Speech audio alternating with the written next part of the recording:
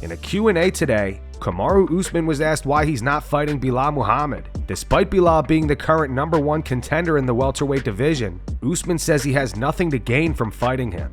My question is for Usman. So you and Belal Muhammad have had a lot of beef on social media. You guys did a lot of back and forth, and you had a lot to say about him on your podcast. Why are you not getting in the octagon with him instead of Ian? Well, we didn't have a lot of back and forth. It was just a lot coming from him. I just think he's a dork, and you know what you do with dork is you ignore them. Because, and this is a question, I like that question. This is the thing is, for someone like myself and Belal Muhammad, right now Belal Muhammad is ranked, what, #1 in the division? And I'm below him. I'm looking at the title. I've been where he hasn't been. Yes, of course he's been a champion, but we saw what happened when it was time for you to defend. I have nothing to gain from fighting Belal Muhammad. He has all to gain. That's why he's the one calling me out. He has all to gain from me. I'm not here to waste time. I want to get the title, and I want to continue on my track of defending and being that champion again. Why waste time with him? If I have the title and he's the next guy, I would luckily kick his head in. Belal Muhammad responded to Usman. He said, "You know a lot about getting your head kicked in." Usman is also receiving some backlash on social media over those comments. To read off the top replies, "I have nothing to gain," in quotes. "He's the #1 contender. You ain't getting a title shot off Buckley." What is he even saying? If Belal is ranked above you, how do you have nothing to gain from beating him? Beating Belal right now is a title shot. That head kick from Leon really did some permanent brain damage. This makes no sense at all. Bro is openly ducking Belal. I don't know why. He matches up well with Belal. And Usman has now been reduced to a duck. Dude slapped you on a podcast and he's not worth fighting. Both Tom Aspinall and Ciryl Gane made weight today, and tomorrow's main event is official. Tom weighed in at 255 pounds, Gane weighed in at 247.5. 255, the official weight for the champ Tom Aspinall. 247.5, the official weight for Ciryl Gane. And with that, your UFC 321 main event is now official. What about tomorrow?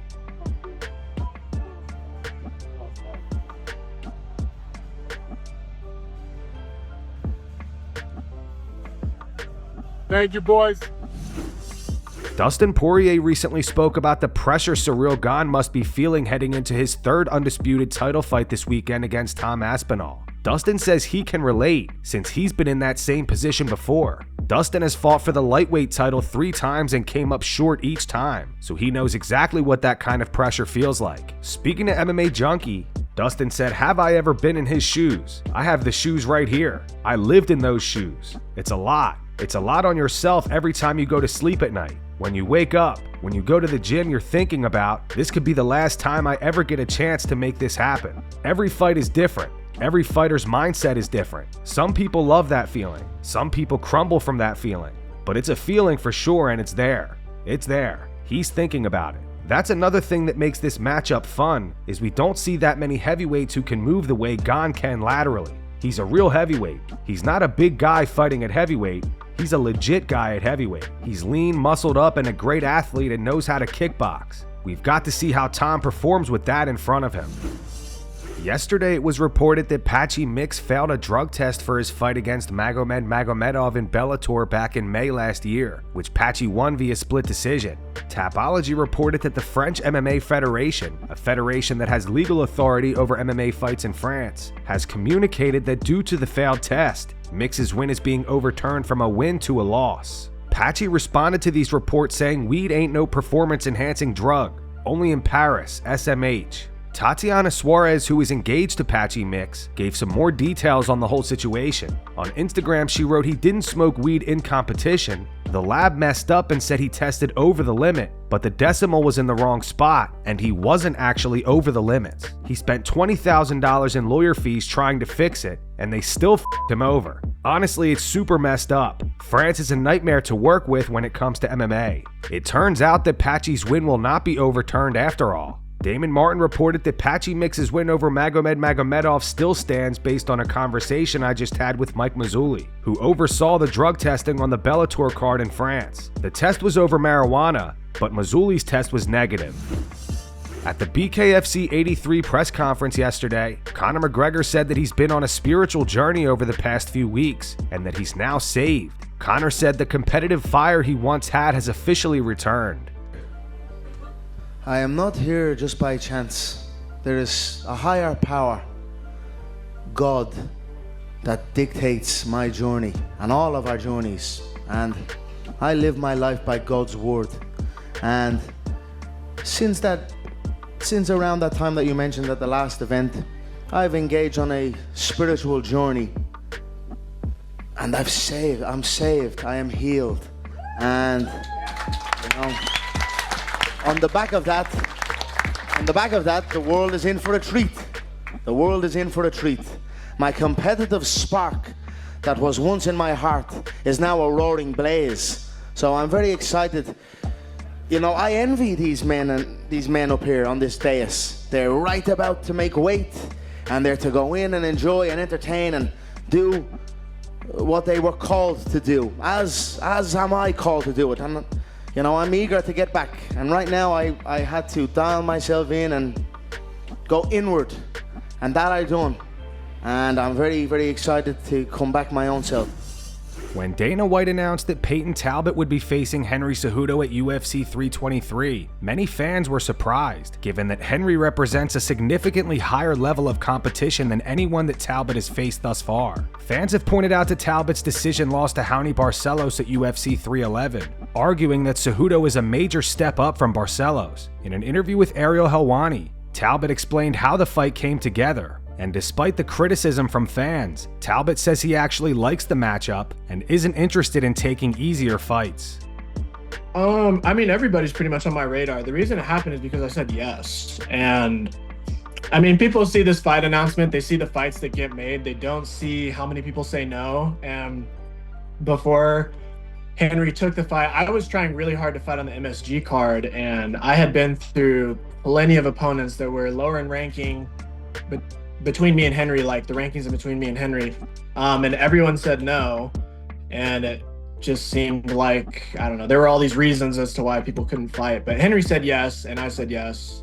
I haven't said no to anyone. I was down to fight any of the names in between us, but it just didn't work out that way, so I'm super excited to fight Henry. Okay. It's like the best fight I could have gotten. Okay, well, I was just gonna ask you, do you like the matchup? Is this something that really intrigues you and excites you? And you just said yes. Why? Why do you like it so much?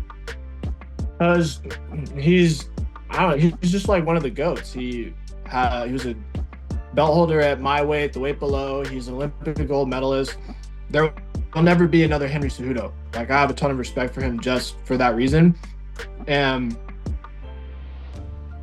I think honestly, it's just, I'm not taking fights just because I'm gonna win, or like, I'm not really interested in favorable matchups. Like, we're here to just like fight and test the best version of ourselves. So I feel like that's what's important. So yeah, those are my reasons. Gilbert Burns is currently on a 4-fight losing streak. Renato Moicano brought this up on the latest episode of the Show Me the Money podcast. Gilbert then challenged Renato to a grappling match and called him easy money. Brother, this motherfucker got me 4 losses in a row and don't know a single thing about this motherfucker. But How much money he cost you? But hey, I fight. I don't say I won this, you know, I don't win anymore. Yeah. I say, when I say I won the fight, I won the fight. You should I'm have not gonna done be, I that, don't want brother. that fight anymore. Yeah, you should have done that because I look don't at do you it. now, I don't do a video 0-4. and ask for the fight. Yeah. I don't do a video and ask for the fight and then run. Yeah. My belly hurts. I feel some I'm a tension in little the room. sick. Oh, I there is fight, no bro. tension over here, my brother. I fight, bro. I told you You guys, wanna grapple? You I wanna told know? you guys You before, wanna brothers. know? Bro, You why wanna don't we know? do that as the grappling match? Like, You wanna know? You wanna know? I don't respect the. I You don't wanna know? respect this guy, my brother. You wanna know? That's easy money, bro. Dan Hooker? You're right. You're Easy. right. I'm I easy know. money. I Dan know. Hooker, bro? Daniel Cormier recently reacted to Tom Aspinall saying that he would be a nightmare matchup for him in his prime. Peak DC Yeah. has the worst style for me ever. He's got a nasty style. He's like short. I've said this to his face as well. He's like Yeah. short guy who just keeps walking forward, changing levels in between like grappling punches. He can knock you out, he can take you down. He's got like cardio for days. For my style, Yeah. he's a nightmare. Yeah. Fair. Yeah. During their recent sit-down interview, DC thanked Tom for saying that. He also admits that he'd be shooting across the octagon if they were to actually fight. Also, hey man, thanks for giving me props about the fight. Even though you're kind of polishing me up fight? a little What's bit. that? When you go, oh, DC would have been a problem if we fought. I told you that years ago. Yeah, I know you did, but still, to say, no, honestly, you're just kind of polishing me up, and I'm not. like, every now and again, somebody got to give the big voice of love, you know? Thank you, Tom. It's the truth. It's the truth. I think you might have beat me up bad. No, I would have. Hey, let me tell you something. I'd have been shooting from halfway across the octagon the moment they said fight. Guys, make sure you watch Tom this weekend. Until next time. Brendan Allen had some harsh words for Dricus du Plessis. Dricus has practically been silent on social media since losing the middleweight title to Khamzat Chimaev, and Allen is not surprised. Speaking to MMA Junkie, he said Dricus always has something to say when I'm losing because he knows I'm a super tough test, and I can probably beat him. Obviously he's a fighter, so he's going to think he's going to beat me, but he knows it's a tough test. It's easy to say when I'm losing when you know you're not going to fight me next, but now it's like it could happen. When I was super close to being on a big win streak, and it was a possibility, he was super quiet like a mouth in church. Now you don't hear anything from him, but what can you really say now? He literally just got dominated. Not a close fight, not had moments, none of that. You got dominated for 25 minutes. I'll be nice and say you got dominated for 23.5 minutes. What can you really say? To me, that's a huge word. Dominated. To me, that's a very big word. It carries a lot of weight. That means you did nothing. You had nothing really for the other guy at all. That's what happened. And you were supposed to be the champion and you got dominated. That's not supposed to happen at that level. Do I think he'll go out and make changes and come back better? For sure. I do. But he got dominated. Everyone's going to think just because I see that, I'm going to go out there and try to wrestle him and get him down. The fight starts striking. I want to strike. I want to go with the guys that try to kill or be killed. I like that. It's what excites me. It's what makes me nervous. But it's also what brings out the best version of me. That's why I wanted to fight him coming up. I thought he was really lucky on some of the fights he had leading up to the belt. That was one reason. But it was also because I know he's going to come to kill or be killed. This week, Tom Aspinall said that he'd rather vacate the heavyweight title than fight his friend Ante Delia. Dana White didn't hold back in his response, saying he hates that statement and calling it absolutely insane. Now Tom's father, Andy Aspinall, has made comments that might frustrate Dana even more. Andy says he doesn't want Tom to re-sign with the UFC and that he'd rather see him transition into boxing where he can make a lot more money. Speaking to RMC Sport Combat, he said boxing for sure. The money is more money. Like, why not? He has 3 more fights left on the contract now, and I don't want him to sign a new contract personally. If you get into the top percentage of that sport, the UFC don't pay anywhere near as much as boxing does. And I know from being around Tom every day when he spars good boxers, he spars good. And that's going to wrap it up for the news. Thanks for watching. For daily MMA news and content, subscribe to Full Mount MMA and click the bell icon to be notified when we post videos. Here are the 3 top comments from last video. The first one's in reference to Daniel Cormier thinking he was having a private conversation with Tom Aspinall, when in reality he was just whispering into a mic that was clipped on Tom's shirt. It's from Ryan Davidson. It says DC literally said nothing wrong. The second one's from JJ Marr. It says I did not have DC ASMR on my 2025 bingo card. And the final one's from the Bongler. It's in reference to Dean Thomas saying that Mackenzie Dern's title fight this weekend may be the most insignificant title fight in UFC history. It says Dean just saying what most are thinking. Those were the 3 top comments from last video. If you want to be featured in the next one, all you have to do is comment down below. And if you missed yesterday's news, click the video on screen right now to get caught up.